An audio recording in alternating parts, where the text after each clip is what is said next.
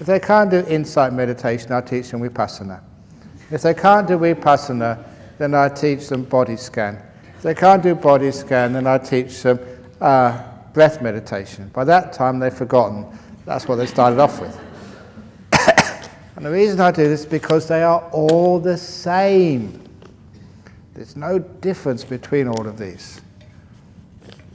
And if anybody just wants to check this out, have a look at the Anapanasati Sutta. Anapanasati.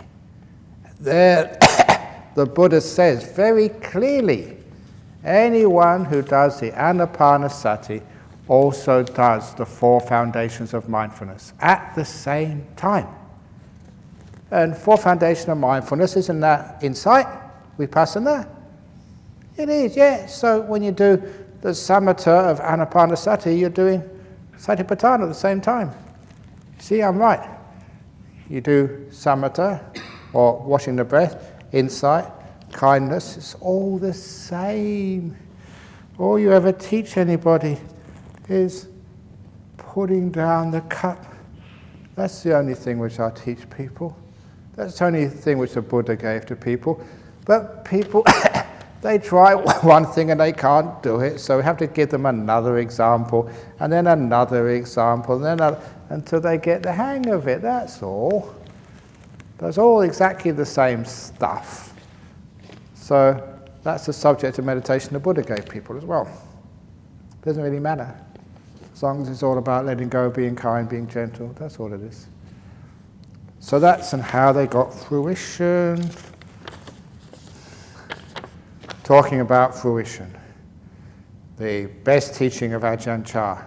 The number 1 teaching of Ajahn Chah about meditation, which I like teaching in every meditation retreat, just to show that what I'm teaching now is deep, powerful stuff coming from someone like Ajahn Chah. A lot of you have heard this before, last year or elsewhere. He said his monastery was mango orchard. This was Wat Ba Pong in the east of Thailand. And he said those mango trees were planted by the Buddha himself. And those mango trees have got thousands of ripe, juicy, sweet mangoes, all ripe. And he said, you monks, nuns, laymen, lay women, from Singapore, from Malaysia, or from wherever, you don't have to climb the tree to get one of those sweet, juicy mangoes. You don't need to shake the tree to get a mango to fall, nor do you need to throw a stick up to get the mangoes. All you need to do to get a mango to fall is sit underneath the tree, perfectly still, and open up your hand, and a mango will fall into it. That was Ajahn Chah. Brilliant. That's how fruition works. That's how meditation works. You sit down under the tree perfectly still. You shake that tree and try to make it happen, nothing falls at all. You throw a stick up, nothing falls except the stick, and it hits your head. You climb up there and you fall off. So the job is sitting perfectly still, opening up your heart, and all these amazing jhanas, insights, they happen to you.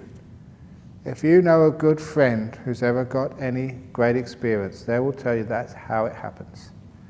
You sit there doing absolutely nothing, perfectly still, and then these things occur. So that, if you want fruition, you've got to learn how to be perfectly still.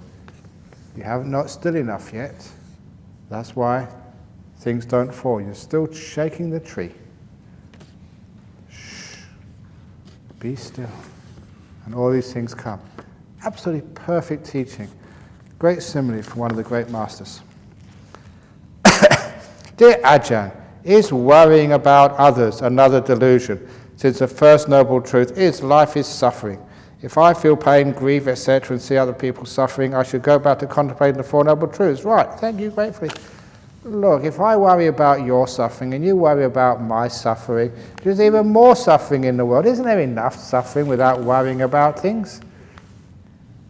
The answer is a very simple teaching which is in opening the door of your heart, which is that story of the British Prime Minister Harold Macmillan during the Six-Day War between Israel and goodness knows how many other countries in 1967. He was asked in the middle of that conflict, "What do you think about the problem in the Middle East?" And this statesman replied to the journalist, "There is no problem in the Middle East." "What do you mean?" said the journalist. "There is a war going on as we speak. What do you mean there's no problem there?" And the politician and statesman said very quietly, "Sir, a problem is something with a solution.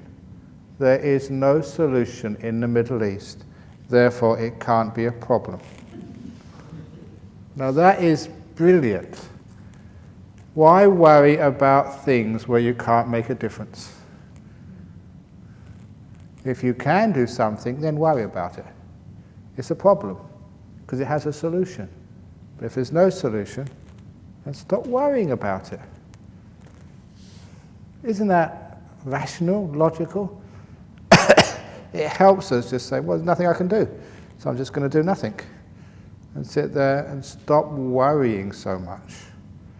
Because you can't do anything. In fact, you're part of the problem. When you worry about other people, then you get crazy and you cause me more problems. So out of compassion for me, the teacher, stop worrying about other people. You're worrying about them, they're worrying about you, you're all crazy. So stop worrying. And remember, just we're all owners of our karma. One of the nicest things we can do is when you're peaceful, when you stop worrying and thinking, there's something we call like energy. When one person is very peaceful, you know, other people are peaceful in the room. So if you're worrying, it's like a virus and it affects everybody. We all stop worrying. It's amazing just how many times when one person has a good meditation, a deep meditation, so many other people at the same time seem to have a good meditation. There seems to be like some resonance between people. So if you're worrying about other people, you're actually encouraging other people to worry too. You're not helping them at all. So, as they say in Australia, no worries, mate. Okay, so no worries. How can I differentiate whether I've entered a deeper stage of meditation or was just dozing off? Usually, it's just a rule of thumb is how you feel afterwards. If you've dozed off, when you wake up again, you feel dull. If it's a deep meditation, you feel huge amounts of energy. Like you'd run up and down the hill faster than Usain Bolt. So if that's how you feel, then that was a deep meditation. If you feel it's just a struggle just to get up the steps to the higher cottages, then that was sloth and torpor. That's usually the way. So if you are worrying about that, just run up the hill, see what happens. And if you can go up very quickly, great. It was you had deep meditation. And if you can't, at least it will wake you up. Dear Venerable, a doctor once told me that there cannot be a state of no thought. That's crazy. State of no thought, you do that all the time. Well, not all the time, but a lot of the time. Today I experienced a state of no thought. Yes, so you disprove the doctor. At least 99% of the time I saw a silent movie of meaningless things, as though through a video camera. I was not sleeping, I was aware of people moving around me. It was a pleasant feeling. Good. I did not want to lose it. Good. But I remembered your teaching to remain calm and not get excited. When I finally broke off, 1 hour had passed. Oh, what a pleasant thing to do. Okay, it was a silent movie. Next time that happens, see if it can be not a movie, but just one picture. And when it's one picture, so it's not moving, it's still. And in that picture, find out the most beautiful part of that picture and go to that. See if you can just go into things rather than having too much diversity. But it's still good. You weren't thinking or reacting. That's why it lasted a long time. So some of these doctors, please, there's many good doctors here. I'm talking about psychologists and neurologists and stuff. Some of them haven't got enough data to understand what is going on. Sometimes you get people, the amazing data. You know what that story I wrote in the Happiness Through Meditation of one of the people here, not in this room here, but who comes to our center in Nolamara. And he was the one who was meditating at home on a Sunday afternoon. And nothing on the TV, so he told his wife, I am going into my bedroom to meditate for about half an hour. About 45 minutes was his maximum. And after about an hour and a half, he had not emerged from his room. So his wife went in there to check on him. And when she went into the bedroom, he was still sitting there, cross-legged, perfectly still. Too still, because she couldn't see his abdomen moving up and down. She got closer. He wasn't breathing. Ah! So she rang up the emergency number. What's the emergency number in Australia? I should know this. Sorry? Oh, 000, that's right. I go to so many countries, I get confused where it's 118 or 999 or jeepers, or 811. Anyway, 000. So he rang 000, and within 5 minutes the ambulance had come with trained medics, and they rushed into the room to feel his pulse. There was no pulse. No pulse at all. So they put him on the gurney, on the stretcher, straight into the ambulance. And with the wife with him, she was so scared, it looked like he was dead. They rushed to the hospital, which was Sir Charles Gardner Hospital, which is in Netherlands, for those of you who know. Rushed there with the sirens wailing, straight through the red lights, zoom. It was an emergency, and they got straight into the hospital, rushed him straight into the emergency room, checked. Well, first of all, ECG. See if there's any heartbeat. A flat line. Ding, ding, ding, ding, ding. Emergency. It does not go ding, ding, ding. I make that up because it makes the story more interesting. Ding, ding, ding, emergency. No heartbeat, but it was a flat line. And they had an EEG on his brain as well. Another flat line. He was dead. The best equipment, no heartbeat, no brain activity. Totally gone. And it was a Sunday afternoon. Not many people were working there. So the doctor's first thought, send him to the morgue. It was very lucky they did not send him to the morgue, because when he came out of meditation later on, he would have killed the attendants working down in the morgue. Imagine working down in the morgue and you've got a dead body, and suddenly he comes up, hi guys, what am I doing? That would be very scary.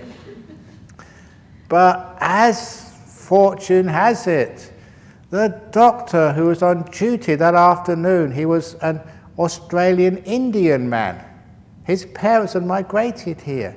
And because he was half Indian, he'd heard his parents talk about all these yogis, in India, who can actually stop all their life activities.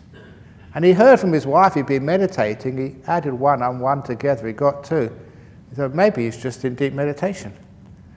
So he put defibrillators, electric shock, boom, boom, as your body goes above the table, trying to get his heart going. Nothing worked.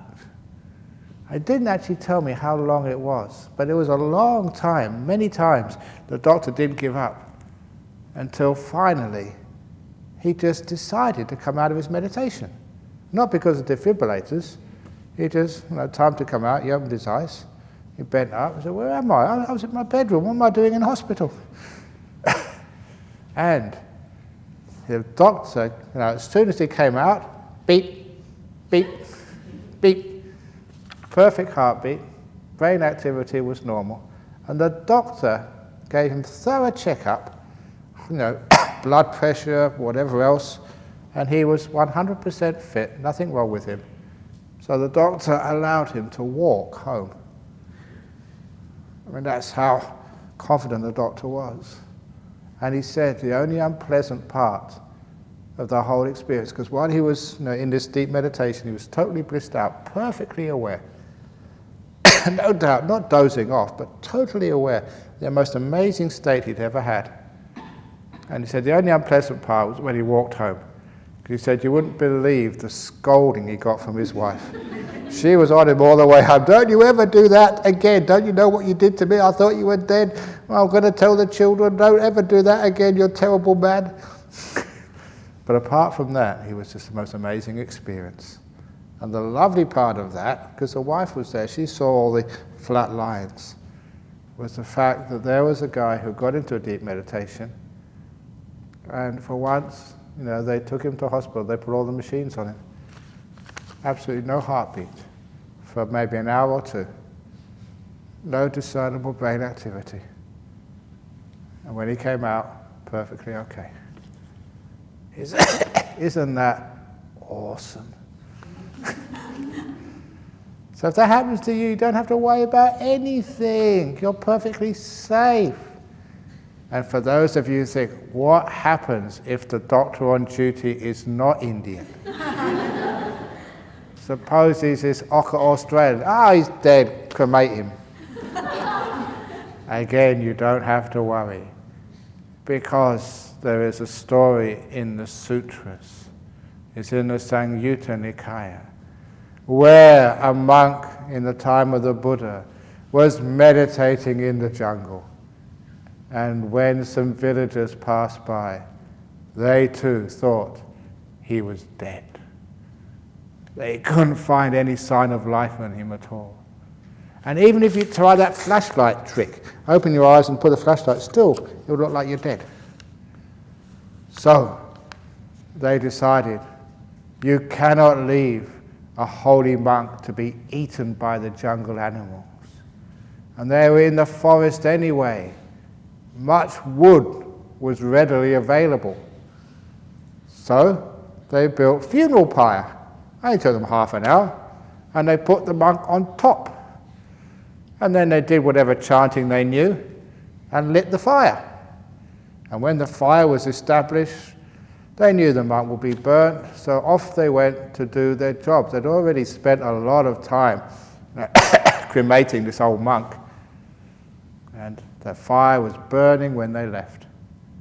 And the following morning, they got up early in the morning, and they were so surprised and impressed to see the monk walk on arms round in their village. No burns, even his robes were not charred, not even singed at all. Because it's what happens to you. If you get into these deep meditations, you can't even be cremated.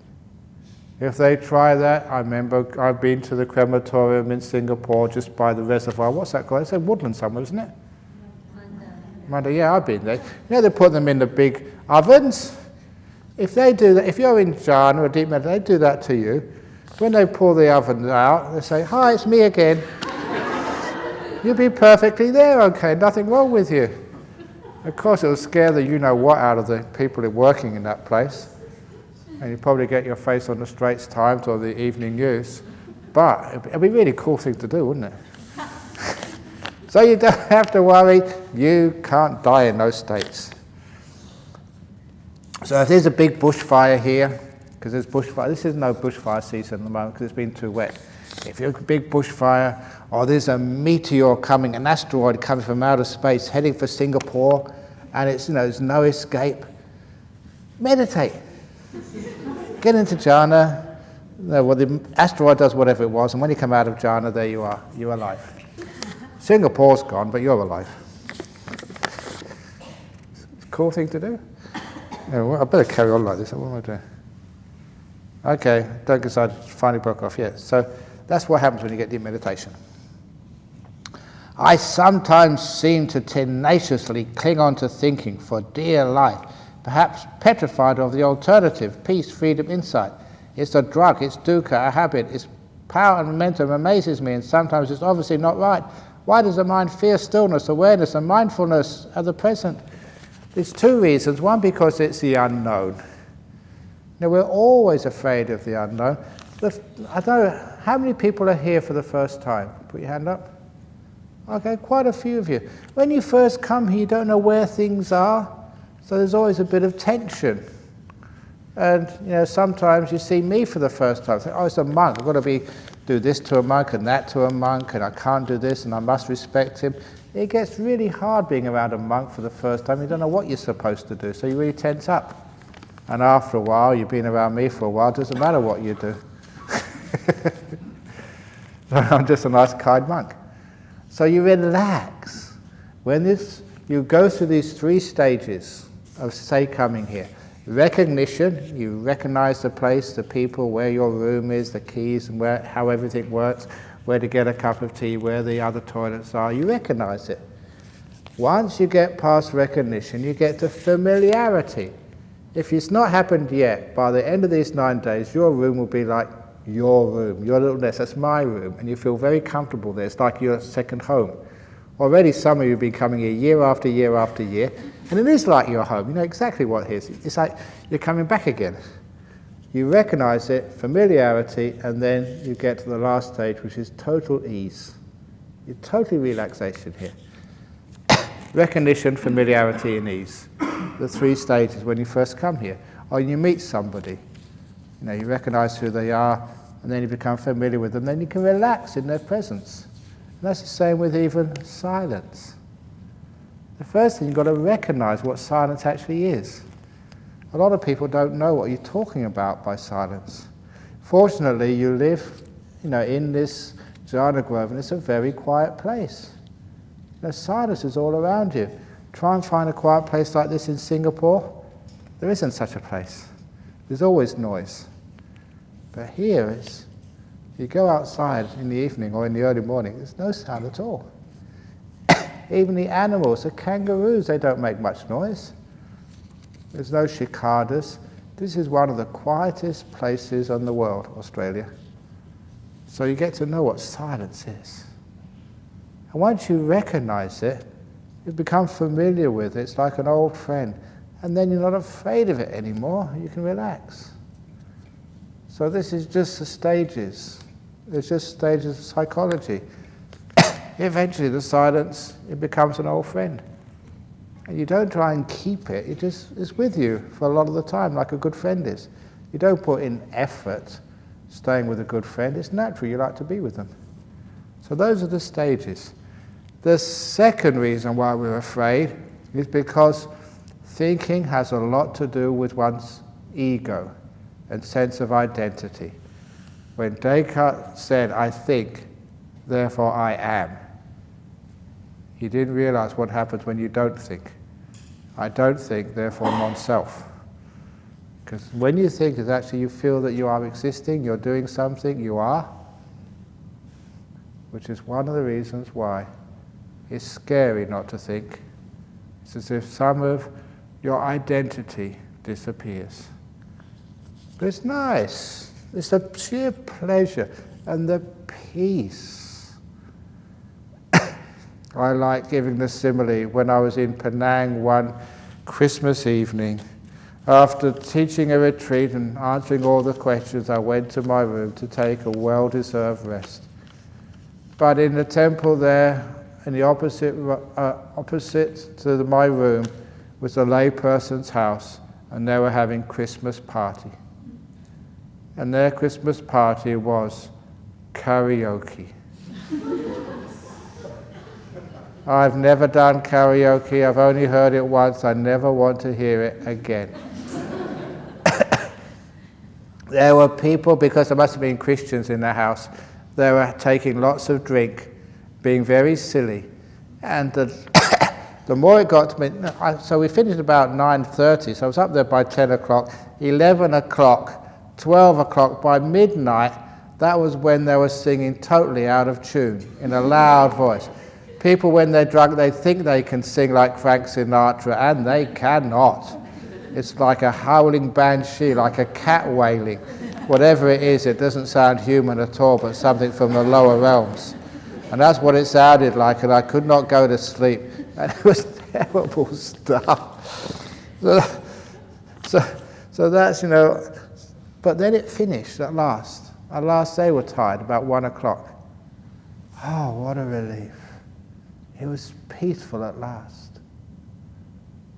Now that's what happens when you get still in your mind. All that thinking is like karaoke. Out of tune, getting nowhere, stupid stuff, and it finishes at last. Ah, now I can be peaceful. So when you realize what the stillness is, it's delicious. It's like you're very hungry for something, and now you get fed. You get fed stillness. So when it does happen, you soon get very used to it, and you love it. It's beautiful. So that's what overcomes the fear. It's just too nice. Dear Bhante, every time when piti sukha arises, the doer quickly appears. What to do? Nothing. The doer quickly appears. What to do? You say what not to do. So this is the joy comes, and then you start to get involved with it. So the next time, pause.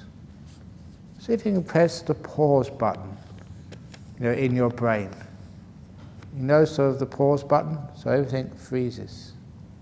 So you've got piti sukha, joy, pause. Just wait for a few moments. If you can do something after a second or 2 seconds, allow yourself to do something. But for a short period, don't do anything. Deliberately stop. Sometimes in my method of meditation, people say, what about right effort? You always say that we're not supposed to do anything. But Ajahn Brahm, the Buddha said, factor number 6 of the Eightfold Path is right effort. Where is the right effort, Ajahn Brahm? And the effort is to stop, to say no, to renounce, to restrain, to let go, to be kind. Those are the efforts. It's like the effort to stop things, not to do more things. So it does take a little bit of effort just to freeze. Take your hand away so you don't do anything. Just the effort to be kind, which is another way of not doing things. Opening the door of your heart no matter what's happening. It's not interfering with people. Allowing this moment to be. Happy to be here, not wanting to get somewhere else. That takes effort to be free. So those are the efforts. They're not the usual form of effort which you are commonly employ. Pushing, forcing, making things happen. It's resisting that, restraining, stopping. Those are the right efforts. So when piti sukha comes up, exert that right effort to stop, restrain, stop yourself interfering with it. See what happens. And then the piti sukha stays. It gets even better. And you have a happy time. And you don't ask for your money back after the retreat. I always say that, it's very true. You can always, after any retreat, anything done by the Buddhist Society of Western Australia, any book you get, any donation you make, if you're not satisfied, many of you made big donations to this retreat centre. If you're not satisfied with this retreat centre, you can always ask for your money back. That's a guarantee, promise 100%. Because, I'm a monk. I can't tell lies. Whatever you do for our Buddhist Society of West Australia or Bodhi Jnana, if you're not happy, you can always ask for your money back. You won't get it back, but you're always allowed to ask.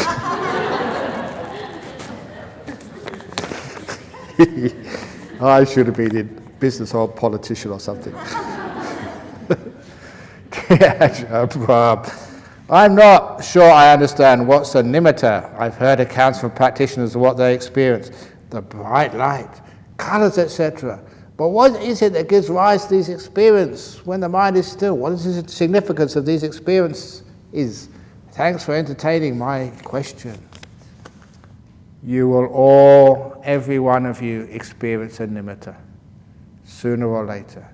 Even Christians, Muslims, atheists, they all experience a nimitta sooner or later when they die. Haven't you heard or read about near-death experiences? You leave your body, you see your dead old body lying there, and then you float off towards the light. That is the same thing as a nimitta you get in meditation.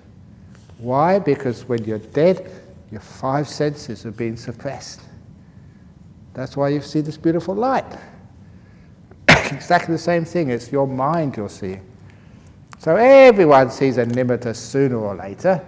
It's best to actually see it now when you're still alive. Then you can come and ask me afterwards about what it means. Once you're dead, it's a bit difficult to ask me. So everyone does it sooner or later. And that's actually what it means. It's just the way that we experience the citta. It is usually because that we are mostly visual persons. I'm not sure, maybe any neurologist here, that there's more of your brain deals with visual stimuli than anything else, which is why that we're so visual. That's why we recognize ourselves or each other by our faces. We've got pictures, visual images, and our passports. Now we could have voice recognition in our passports, a little thing, and you have to speak into the receiver and that finds out if you really are who you are. But it's mostly visual. And because it's mostly visual, that when we try and find out, we have this experience, the 5 senses are gone, you've just got the mind left. We usually interpret that mind, we perceive it as if it was a vision. It is not seen through the eye, it is a mental phenomena, but we perceive it as a light. That's why these things are lights, but not like you see in the real world. They're mental perceptions. But that's how we experience it. Beautiful light. So that's what those nimittas are. And they're beautiful, they're good fun. So anyway, sooner or later you'll see one.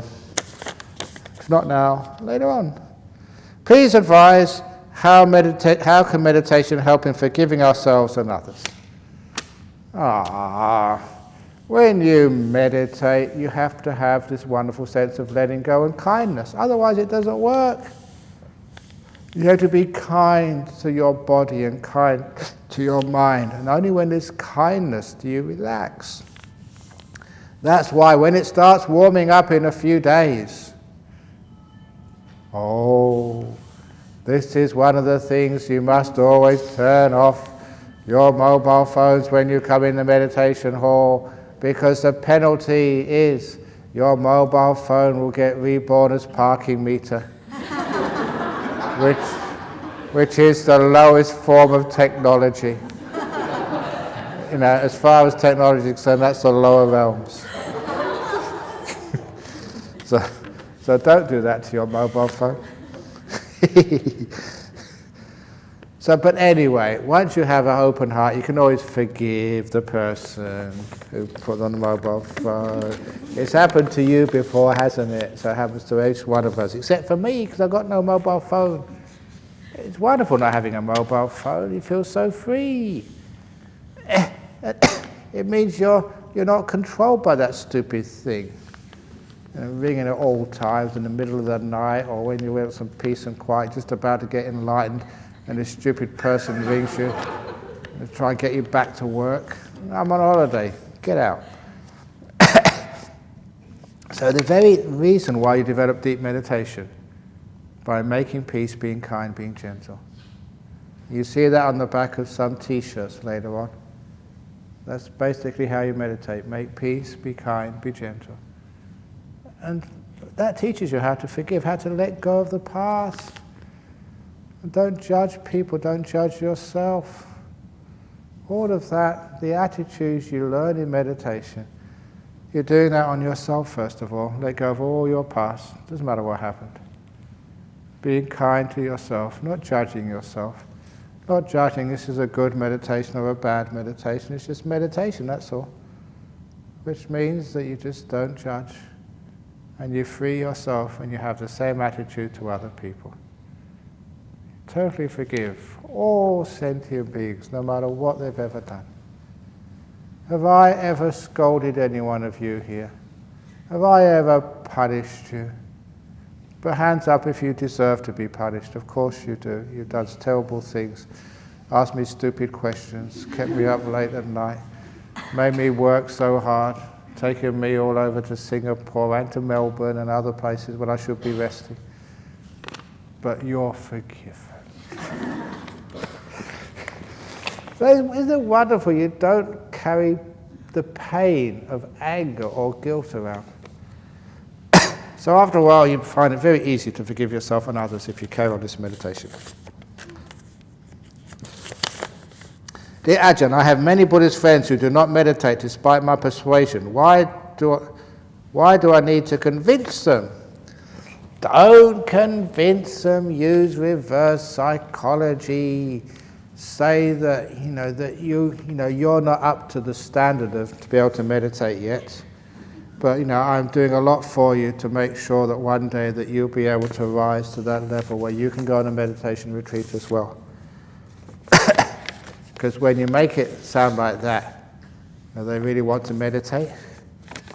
So use psychology. People know that they don't want to be excluded from things.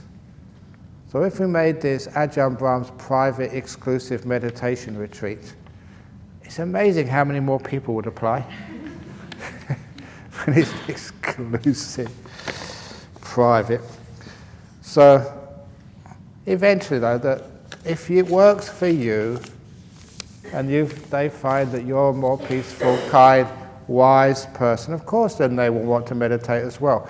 But one of the reasons why many Buddhists don't want to meditate, because they've got this idea that if you go on a meditation retreat, it's having to get up at 4 o'clock in the morning, sitting on the hard floor, not being able to be moved, being whacked with a Zen stick, eating terrible food, and having to listen to boring sermons, having to go through pain, and having to not eat anything at all in the afternoon, having to sleep in dormitories where everyone else is snoring, and you get up at 4 o'clock to do the same the next day.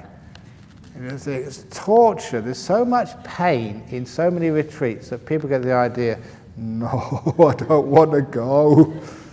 Which is one of the reasons the Buddhist Fellowship I supported to the max of doing these executive retreats in 5-star hotels, where people can meditate as much as they like. And in the 5-star hotel, they know if they've got a sore back, they go to massage. They go to spa, and get a hot spa or whatever else they get on their backs. And because it's a 5-star hotel, they associating meditation with holiday relaxation. Which is one of the other reasons that I never call these places like tough places. One of the nicknames for this retreat place is not just Jhana Grove, it is Club Med Perth. So when you go home, you say, where did you spend your holiday? Tell people, I went to Club Med Perth. Say, wow, that must have been really good. What did you do there? Say, secret. We're not allowed to tell people, but if you want to join next year, Club Med Perth, BF has a whole group of people going to Club Med Perth. And all these people say, oh yeah, I'll go. Club Med Perth. If it's comfortable, then people aren't afraid of it. Which is one of the reasons why from the executive retreats there's so many people who have never met, who would never had meditated. But when it's in a 5-star hotel, it's very nice. 5 precepts, first of all, for people. And they feel, they can have their dinner in the evening, they can watch their TVs in their room if they want. If they get tired, they can always go shopping. I don't know why you go shopping.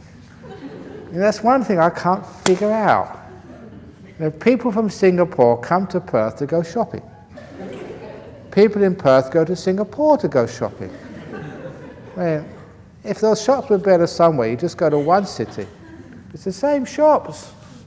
It's all just these franchises. There's no difference. So why is it people want to go overseas to go shopping? You just go in your own centre next door. Anyway, what was I doing about? Yes, so that... what was I talking about? I don't know, you don't know. Anyway, I'm finished anyway, so let's go to the next question. Here we go. Dear Ajahn Brahm, I suffer from bad migraines all my life. When I'm meditating, it brings forth an attack sometimes. Even if it doesn't become a full-fledged migraine, it causes slight pressure. So I've been using your body scanning method combined with loving kindness. Brilliant. I start with my head, sending a loving kindness and doing it for the rest of the body. It seems to work. Less pressure and migraines, but it doesn't go deep because the mind is busy scanning the body. What should I do? Do the scanning meditation until you really relax. And when you relax, and then just leave the body alone and just let go. But keep on doing the kindness. The migraines are just the pressure which you have. And that pressure, anytime you do something, strive and try to control or try to achieve something, you'll get the tension which may trigger off another migraine. So instead of that, just really do this beautiful, make peace, be kind, be gentle. Do the scanning first of all, and once the scanning is finished and you're relaxed, then just, whatever you're experiencing, just make peace, be kind, be gentle. And you'll be surprised at how deep you get very quickly. It's not what you're watching, but how you're watching it. If you're watching it with any type of tension, you'll find you get the migraine again. You are very fortunate. Whoever wrote this question, the reason is because you can't mess around. Every time you mess around and try and do something, you get this terrible pain. There's one of the old members of our Buddhist society here. He died a couple of years ago. He told me that the way he got interested in Buddhism and meditation was when he was a soldier in the British Army. And he always suffered from migraines. And the only way he could overcome the migraines was go into a dark room, which is common, and he said he would go inside of himself, go deep inside to a place where he couldn't feel any of the pain. And, he didn't realize this was meditation. But he told me that one day he was on maneuvers in Germany with the British Army, and he was like a sergeant, so the head of a troop of soldiers. And they were told over the radio to stop and have a cup of tea. And so the soldiers all stopped, and before they'd finished, when they started, he had this big migraine. There was a farm shed not far away. He said, look, I'm going to go in the farm shed because I got the migraine. And when the soldiers finished their cup of tea, they were told to move, and they forgot about the sergeant. So they actually left him in the shed, and they'd gone about a couple of miles down the road, and they found, we left him, we better go and get him. So apparently they turned around, went into the shed, and found him still sitting there. So they literally picked him up. These are soldiers, okay? These are not medics, these are soldiers, they're rough. And they just dumped him in the back of the truck. And then a few minutes later, he came out of his, whatever he was in, and said, hey, what am I doing here? I was in the shed. He never felt people picking him up. He never knew, he never heard the sound of the truck. Because, when he told me that, he said, that must have been in a jhana. He said it probably was. But he could only do that when he had migraines, because he had to. And a few years later, the migraines, they just went by themselves. He said, I can't get into those states anymore. And he always wished he could until he died. He said, when I had those migraines, it was forcing me to meditate. But when they disappeared, my mind just couldn't do it anymore. It's a very interesting anecdote. So if you have the migraines, is a positive to that. You can't mess around, you have to meditate. You go deep inside to where the migraines can't reach you. Anyway, I find the various noises in the meditation hall distracting. people's movement, people asleep with sleeping noises. Should I persist despite these? I need to overcome my aversion, or is it the solution to find another place to meditate? You know that I was teaching meditation once in one place, and then one of the people, actually, they fell asleep, and they started snoring, and then they suddenly woke up and said, "Somebody's snoring in here." And it was them. They heard themselves snore, and it woke them up, and they thought it was somebody else. So, whoever wrote this question,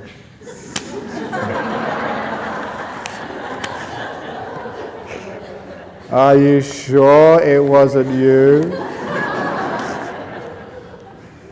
The point is, we all make noises. You can't avoid that. So you have to overcome your aversion. They're only small noises. So as Ajahn Chah once told us, it's not the noise that disturbs you. It is you who disturb the noise. So someone snores, and it's gone in a second, but it keeps going on in our head. Why are they snoring? They shouldn't be snoring, not in here. Or, they make a big noise when they come in here. Why do they keep doing that? Why do they bang the door? Don't they know there's a sign on here? Don't they know I'm trying to get into jhana? The sound of the door has long disappeared. But your thoughts about it, they last a long time. And it's the thoughts afterwards which disturb you more than any sound of any person. So that's what Ajahn Chah said. It's not the sound that disturbs you. You disturb the sound. I made this big aversion out of it. But nevertheless, it's a good point. Please try it. And remember what I said about being burglar? As you come in here, you'd have all gone to jail by now. So try and sit down without hardly any noise at all. And leave without banging the door. Just do it slowly. And don't have any plastic bags and stuff which rustle, which you're pretty good at. Or anything which makes any noise, out of kindness to people. And if you are tired, go and have a rest. Don't try and force yourself through it. And if it really is disturbing to you, why not meditate in your room? You've got your own little cave there. You can lock the door, pull down the shutters, and it's nice and dark and quiet. So you can meditate there if you wish. Or if you don't like meditating here, like many have already done, you've walked over to Bodhinyana and meditated in the meditation hall there. There's so many nice places to meditate around here, so you can take your choice. Next question. Dear Ajahn Brahm, you mentioned scientific talks by Rupert Sheldrake and others. Could you please repeat where to find them on the internet? Oh, that was on the TEDx channel. TEDx. It's apparently people who know the internet. So it's a very famous internet site where you've got some radical, challenging views. And it was on there. It was banned from there. Because the main part of his talk, he said science, the differentiating between scientific method and scientific dogma. And he said science is dogmatic, and people said, no, it's not dogmatic, we're open to anything. Because he said that, his video, the first, I think, ever, was banned and taken off the channel. He said, see, it proves it, I was banned. Because it was too challenging. Lastly, is there any difference between empathy and compassion? Of course there is. Empathy is feeling your pain. I've got enough pain for myself, thank you. I don't want to feel all of yours. So that's empathy, is actually feeling what other people feel. And compassion, you don't have to feel what other people feel to actually just wish them well. So you wish them well. You can't have empathy for someone who's got cancer unless you've got cancer or you've had cancer. You can always have compassion for them. So you can't have empathy with me because you've never been monk before. But at least you can have compassion for me and let me go so I can have a nice night's sleep after a very busy day. So thank you all and may you have a wonderful night. Oh, it's just on 9 o'clock.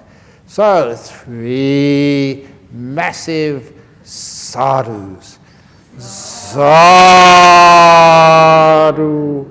sadhu.